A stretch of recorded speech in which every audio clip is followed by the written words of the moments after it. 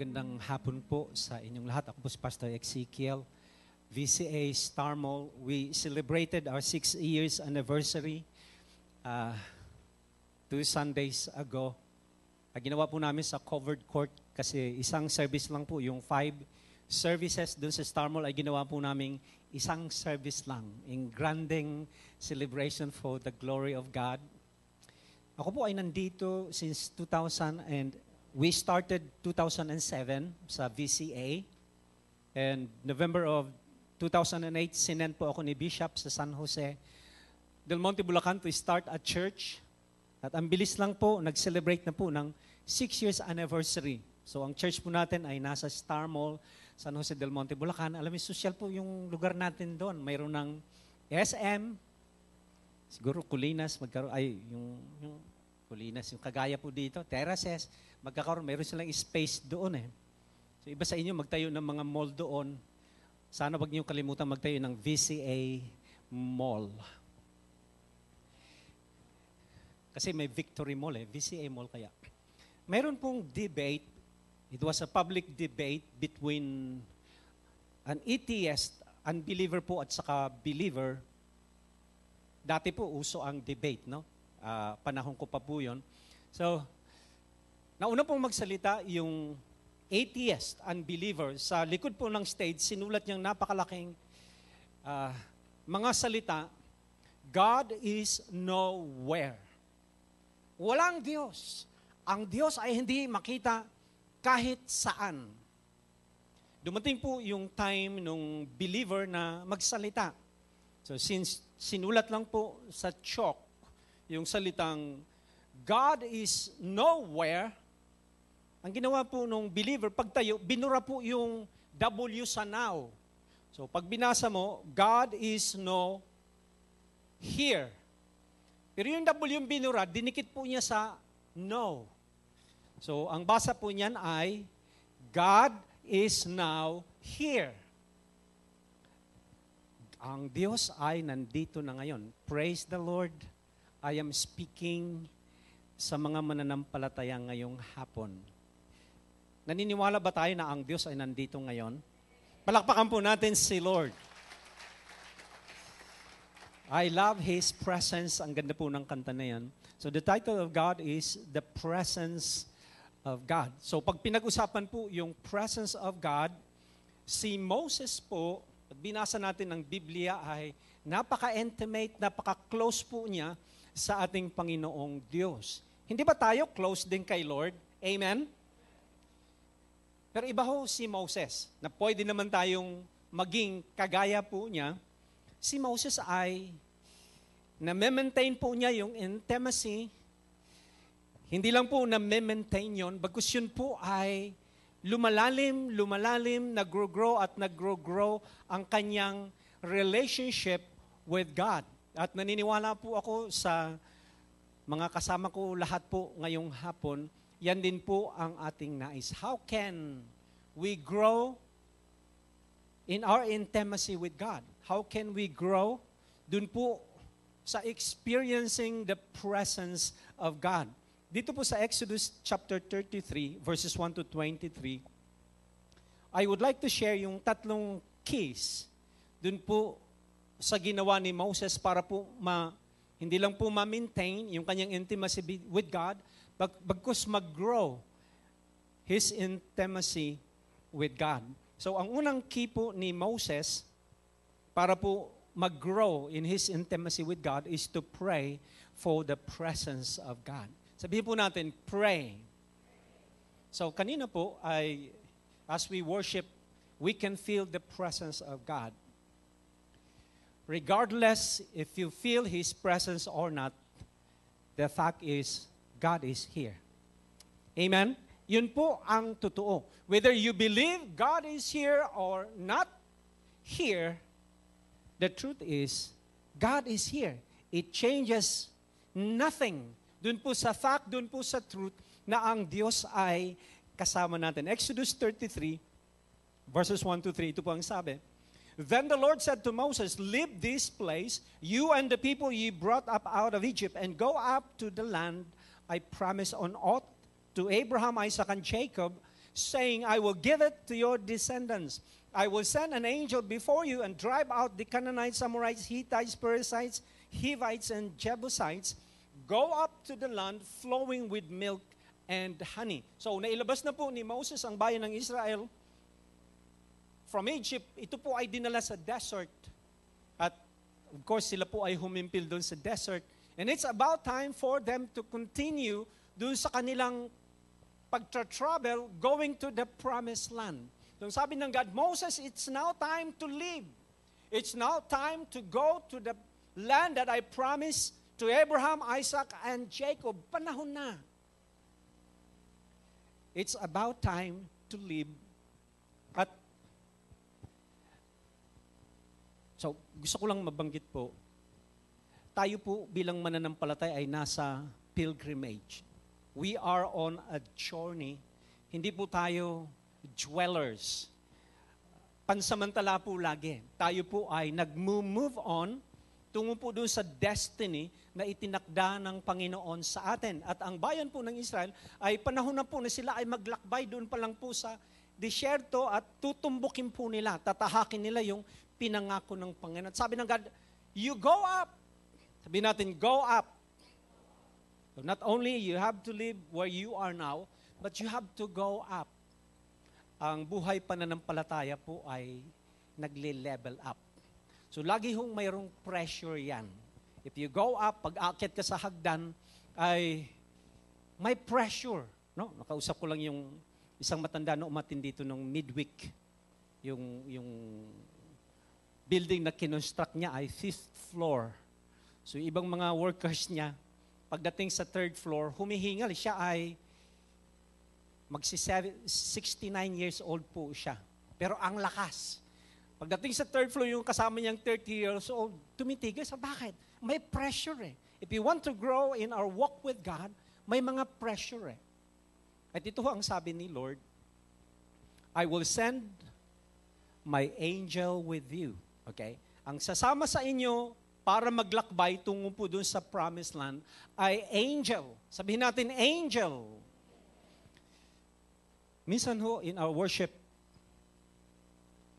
minsan ang angel po ay nakikisama sa ating worship. Naranasan niyo ba yon?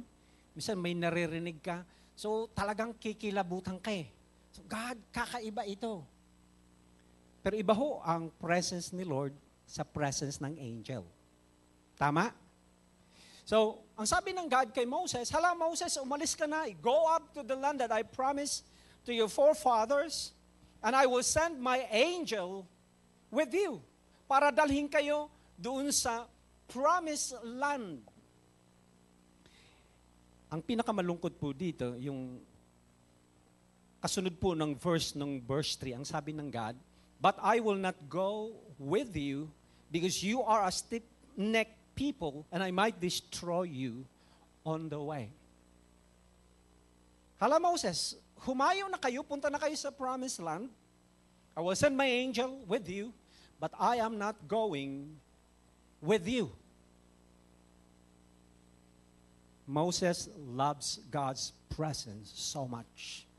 And ito po ay, hala Moses, umalis na kayo. But my presence is not going with you.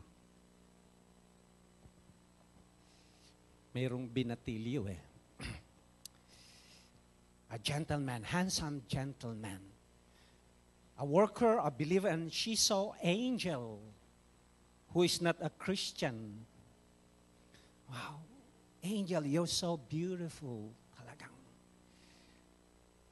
Magkasama lang tayo habang buhay, di bali na hindi ako mag-ministry. Patay. May babae naman ha. Nakita si Angelo. Christian na babae, nakita si Angelo. Hindi naman Angelo, Angelo. Ligawan mo lang ako. Maabot natin yung pangarap. We will reach our destiny together, even without God. Mayroon church po, pinanganak po 1980s. So strong, so vibrant, and they focus dun po sa doctrine ng angels. Alam niyo kung ilang beses nag-split yung church na yon. iba sa inyo, baka galing po doon. No? Ang sakit. Because the angel is no God at all. Amen? Praise the Lord, yung ministering angels ay kasama ng mga anak ng Panginoon. So ako, marami po akong aksidente. So sabi ko, God, grabe na, ang dami kong security guard. Ang dami kong bantay. Ang bawat isa sa atin ay may mga near-death experience, nadulas, inom ng sabaw, nabulunan, o kakain ng Pero si Lord nandoon lagi. Yung mga magulang, yung mga anak, kunting, yung anak mo, ano nangyari sa anak ko?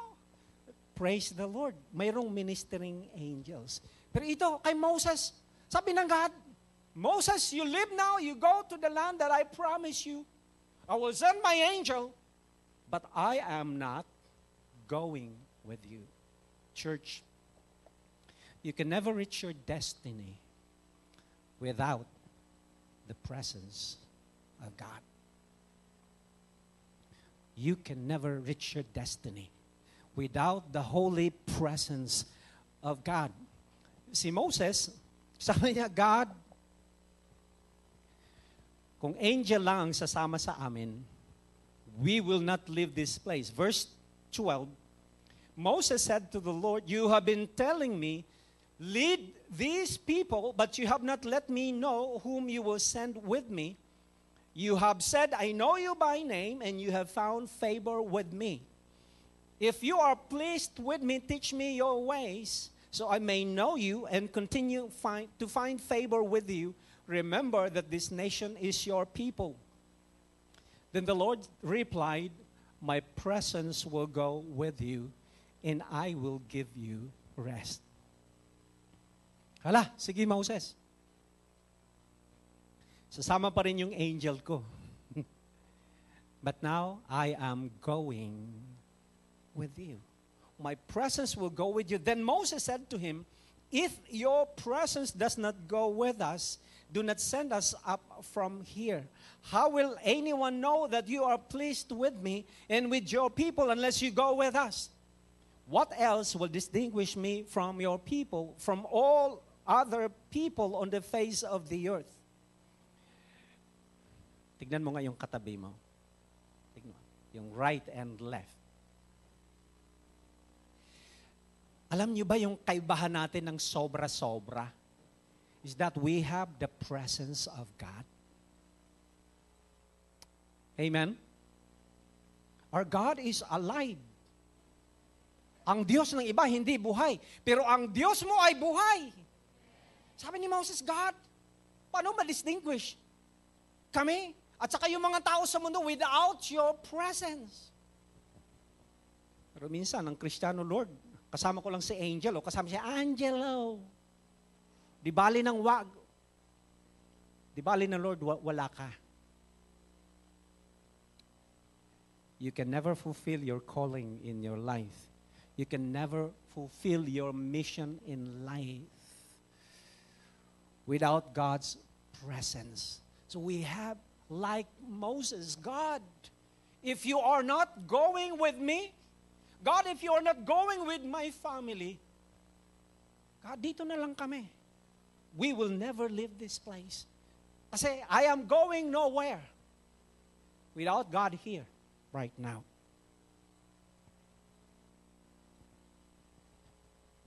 Alam niyo ba, maraming Kristiyanong ligaw. Tayo lang to, Tayo lang to. Maraming Kristiyanong ligaw. They used to serve God with all their hearts. They achieved for the glory of God. And then, what happened? Sabi ni Lord, my presence will go with you and you will have rest. Amen. You will find rest. In the presence of God, we will be strengthened. We can continue to move in our journey because God is more than enough. Amen? Without Him, kung saan-saan ho tayo hihimpil doon sa disyerto ng buhay. Tayo po ay matutuyo, pero kung kapiling po natin ang Panginoon, we will continue in our journey. toward our destiny. Tayo po mga mananampalataya ay minsan nararamdaman natin, God, bakit para akong empty? I'm not fulfilled. There's something missing. Praise the Lord when we experience that. God is speaking to us.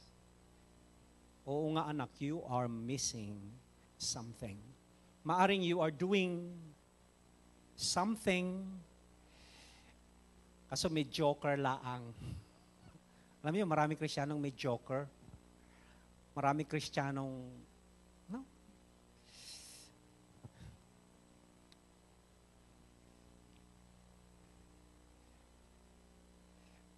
Pero si Lord, He desires the best of the best for all of us. Abraham lived this place.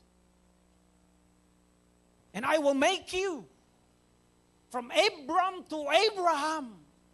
You go to your destiny. But don't go there without me. I will make you into a great nation. You know, greatness. We are destined for greatness. Hindi yung pinagtatawanan ng diablo. And we can get there sa ating destiny if God is with us. Ang sabi ng Panginoong Jesus, Matthew 28:20, I will be with you till the end of the age. Yan ho yung the great commandment, the great commission. Our church po ay nakafocus sa evangelism, discipleship, and mobilization. Without fulfilling that great commission, magiging empty po tayo. But doing that with God's presence, kita mo yung promise niya, my presence will be with you till the end of the age. Kasi uuwi na po tayo pagkatapos noon. Doon na tayo mananahan sa piling ng buong may kapal. Palakpakan po natin ang Panginoon.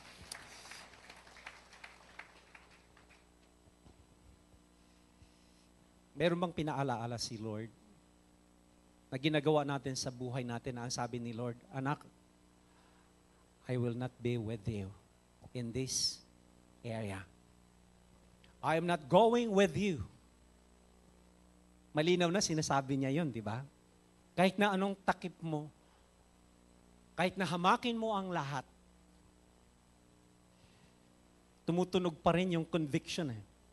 Pero si Lord, ang kagandahan is this. He set an open door before you. Hindi pa tapos ang lahat eh. He set an open door before you. God is not closing the door on us. For He loves us so much. Kahit nga yung pagkalayo-layo natin sa Kanya, nang bumubuntot pa rin yung Kanyang matamis na presensya sa bawat isa sa atin. Amen? Yung alam mo, tumatakbo tayo eh. Kahit kung saan ka pumunta, but Lord, nandito ka naman. Si Lord naman talaga, hindi ako makatakas eh. Nangungusap ka na naman sa akin. Punta ka sa trabaho, minsan, lahat ng nakikita mo, may mga verses eh. Minsan yung katabi mo lang, kita mo lang yung mukha. Parang nangusap din sa iyo.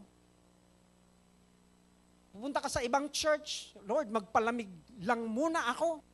Pagkatapos sapul na sapul ka. Because God loves us so much. Amen? So stop running away from God. Because we can never win against Him. Kaya gusto naman ni Lord manalo because He wants the best for you and me. Pray. Pray for God's presence.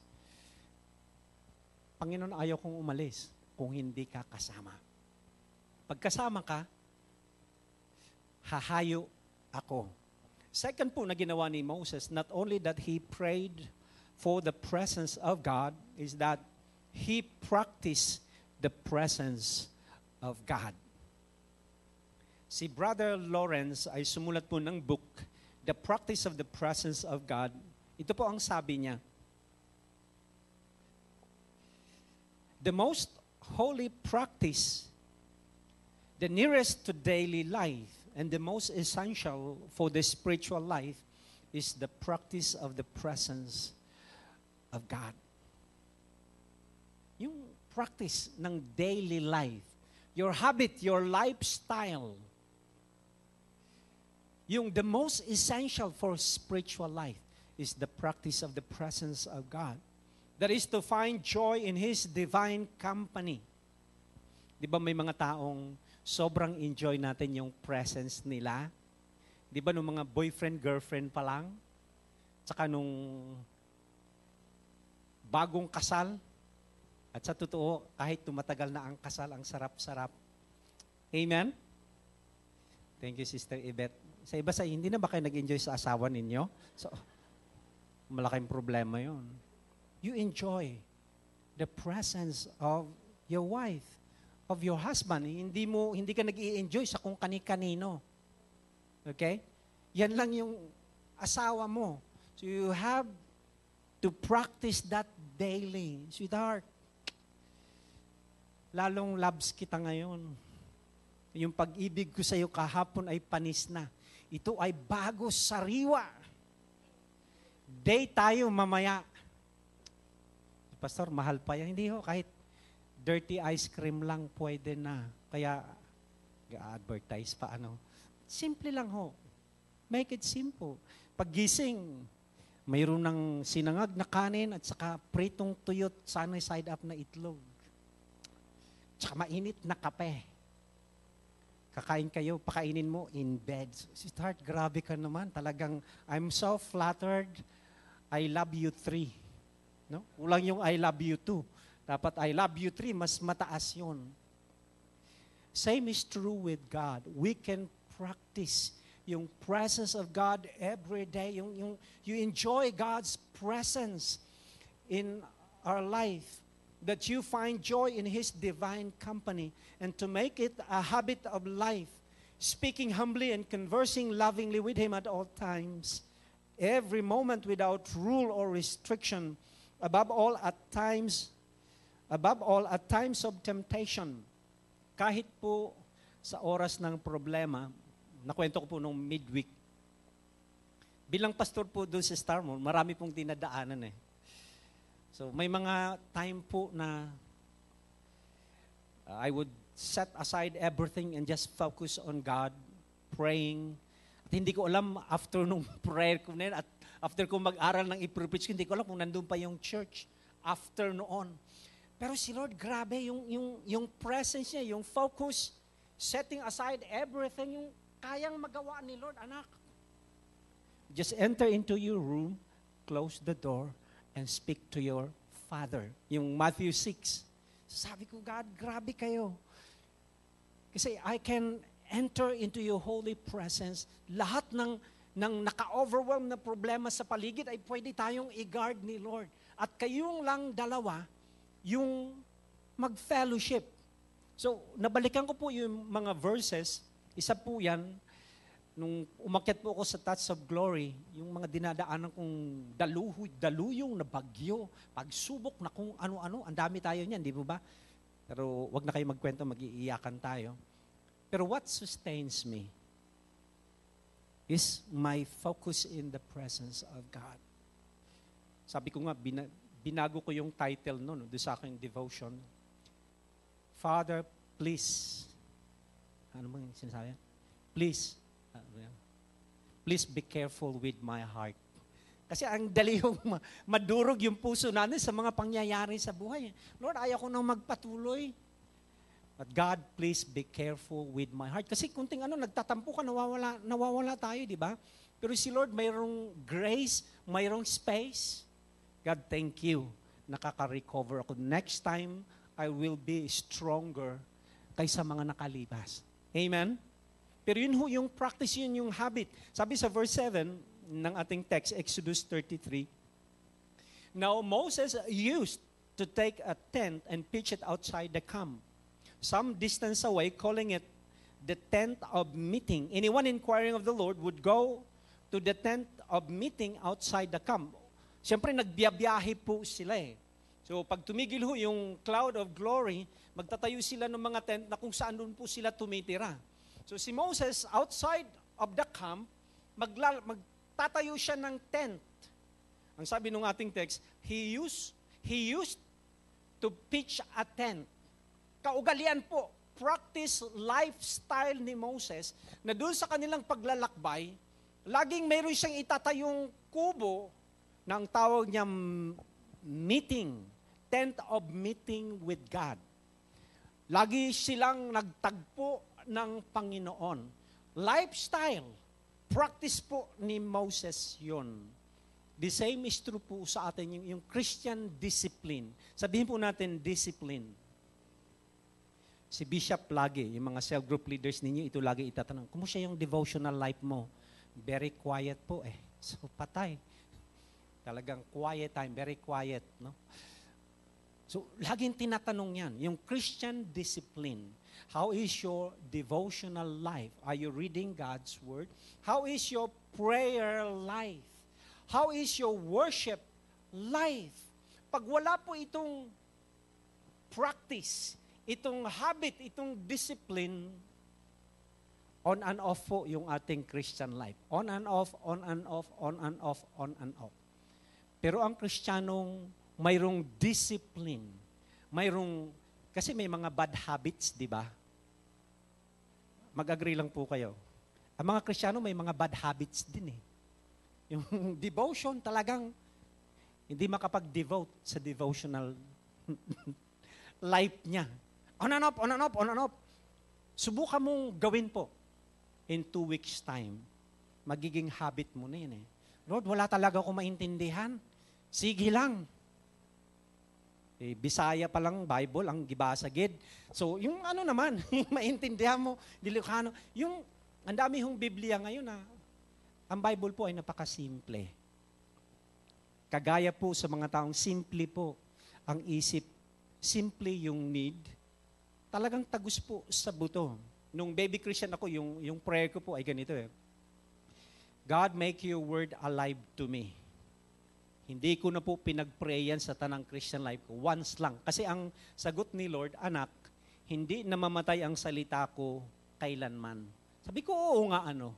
Your word is alive, effective, sharper than two-edged sword. So sabi ko, pagbukas, God speak, for your servant is listening. So habit, devotion, yan po ang ginagawa ni Moses.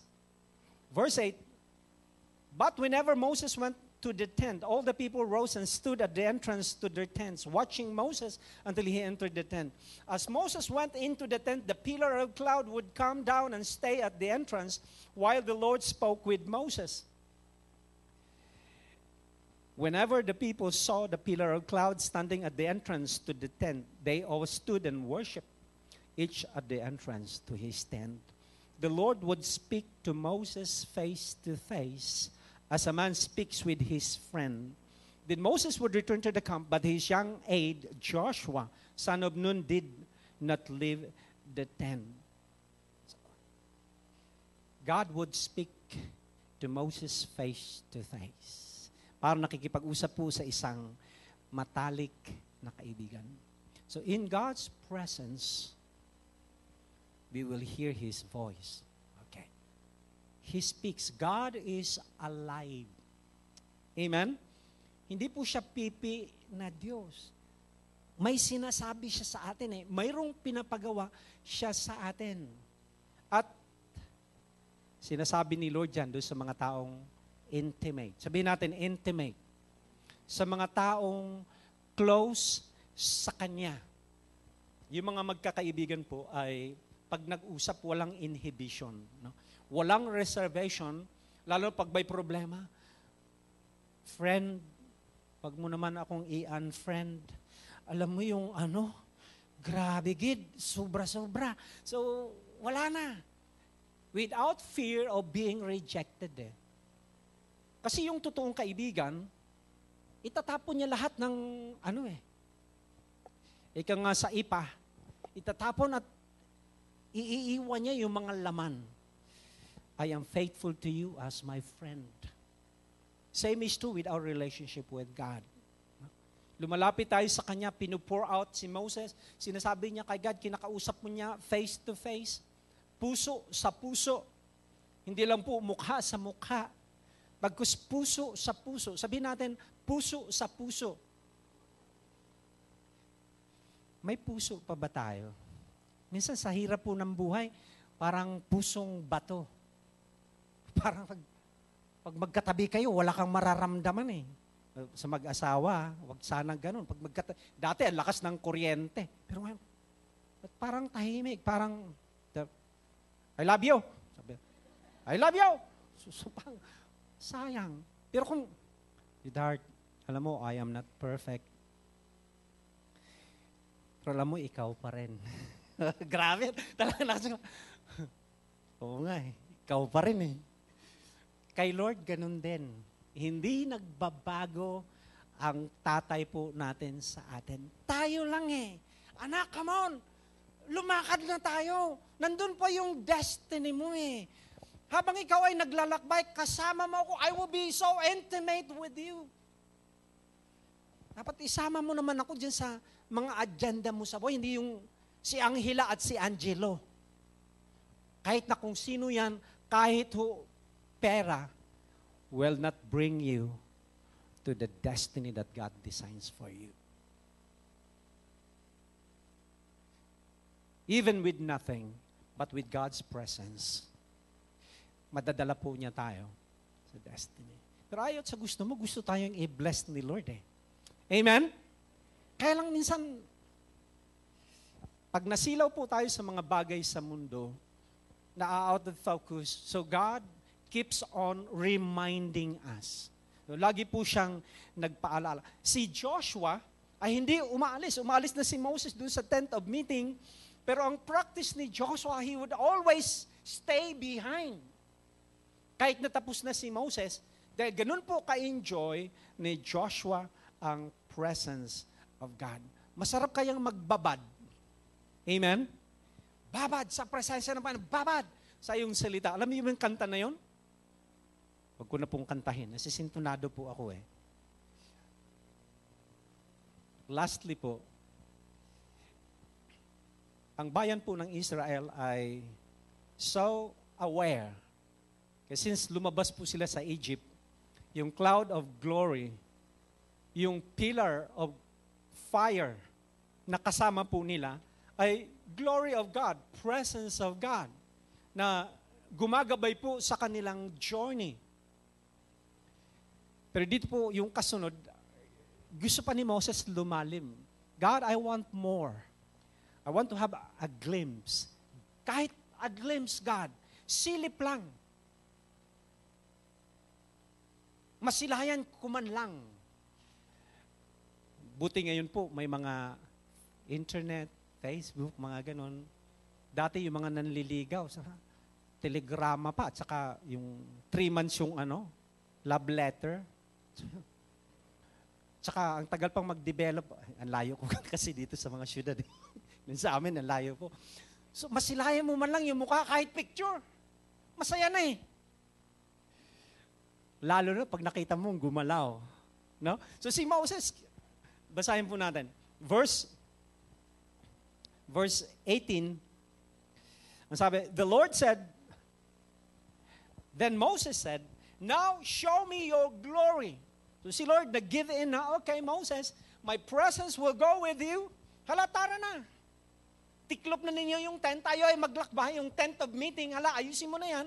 We will now go. May hirit pa si Moses. Then Moses said, now, show me your glory. And the Lord said, I will cause my goodness to pass in front of you, and I will proclaim my name, the Lord, in your presence. I will have mercy on whom I will have mercy, and I will have compassion on whom I will have compassion. But he said, you cannot see my face, for no one may see me and live. Then the Lord said, there is a place near me where you may stand on a rock. Then when my glory passes by, I will put you in a cleft in the rock and cover you with my hand until I have passed by. Then I will remove my hand and you will see my back, but my face must not be seen. Woo! Grabe! Grabe si Moses. Talagang Nandun po sa Mount Sinai, 40 days and 40 nights. In the presence of God, pagbaba po niya, yung kanyang mukha ay nag-glow-glow.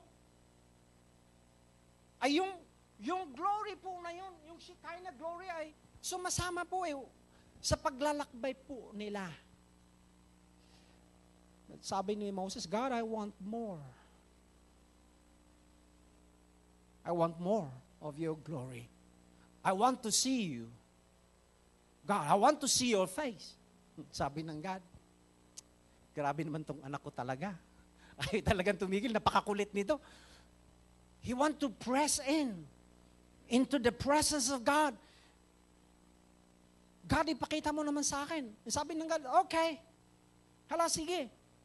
When my presence pass by, my goodness and my compassion will pass by before you. Diba ang sarap-sarap sa presence ni Lord? Kay sarap-sarap pa rin, O Panginoon. In the presence of God, parang langit. Sarap, Lord, wala nang hahanapin pa. It's good. Sabi nga ni Peter dun sa Transfiguration, God, it's good to be here. Magtatayo ako ng 3 tent. One for you, one for Moses, one for Elijah. Dito na lang tayo. It's good to be here, God. Pero gusto ni Lord, lumabas din tayo kasama yung glory niya. Amen? Oy, Moses, wala pang nakakita sa akin. Wala pang nakakita sa aking mukha. At hanggang ngayon, kung may makakita ng aking mukha, patay. Lord, kahit na. I just want to see your face. Sabi, hala, sige. May bato dyan. Sa dadaanan ko, mayroong siwang. Dadamputin kita ng malaki kong kamay. At isiksik kita doon sa siwang ng bato. At tatakpan ko yung mata mo. Yung mukha mo. Kasi kung sabi, Lord, hala, sige, dadaan ako. Alam ni Lord talagang babaling talaga yung mukha ni Moses. Lord, saan ka na? Sabi ko, dito ka, dito. Ganun kauhaw si Moses eh. Ganun siya ka-hungry for God. Alam mo sa taong uhaw kay Lord, wala pong makakapigil dyan eh. Amen? Meron kang napakalaming yung longing na lagay ng Santong Espiritu sa puso mo, walang makakapigil sa iyo. Wala. Kaya nga sabi ni King David, God, I long for you as the deer longeth for water. Sabi nila yung uhaw na usa. Pupunta sa spring yan, kung nandun yung hunter, nakatutok po yung palaso sa kanya, hindi niya papansinin yon. Isa lang ang gusto niyang gawin, masatisfy yung hunger sa kanya. Kaya nga yung mga hunter, nandun po sa spring. Inaabangan yung uhaw na usa. Kaya sabi ni King David, God, kagaya ng usa, ang aking uhaw sa iyo. So, dinampot ng God si Moses at nilagay sa siwang ng bato. Paglagpas ni Lord, inalis niya yung malalaki niyang kamay. At nasulyapan ni Moses ang likuran ng Panginoong Jesus. Di ba minsan may hinahabol kayong tao, nakita ninyo yung likod, akala ninyo kilala ninyo, sabay tapik, paglingon, multo pala. Minsan sabi, ay sorry po, iba pala kayo. Pero si Lord, likod pa lang eh. Ang ganda-ganda. So later, can the worship team please come up? Later po si Moses ay pinagtayo ni Lord ng tabernacle. So, hinati ng God ng 3 divisions yung set ng tabernacle. The outer court, the inner court, and the Holy of Holies. So, yan na po ang practice. Only the high priest can enter into the Holy of Holies. So, sa New Testament, ganun din. So, si Zechariah po, tatay po ni John the Baptist, siya po ay napili nung panahon to enter into the Holy of Holies. But when Jesus was crucified on the cross of Calvary, inopen po niya yung veil dun po sa Holy of Holies. Kaya ang sabi po doon sa Hebrews 10, come into the Holy of Holies with clear conscience and confidence. May mga Kristiyano po na nasa outer court eh. Minsan nasa inner court. But never pressing into the Holy of Holies. Nung makita po ni Isaiah, yung holiness of God dun sa kanyang vision sa Isaiah chapter 6, nakita po niya yung sarili niya. God, kaawa-awa ako. I am a sinner.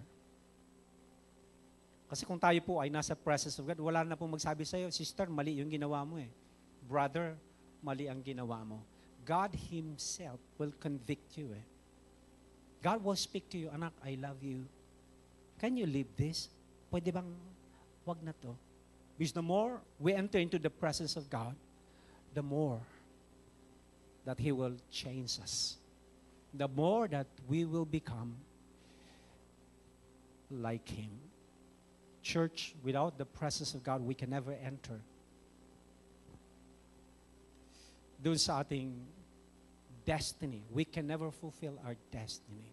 Without that discipline, no? Like Moses, in our devotional life, prayer life, Christian discipline, ay on and off. It's about time for us to grow and press in into the presence of God. Kayo po tayong lahat.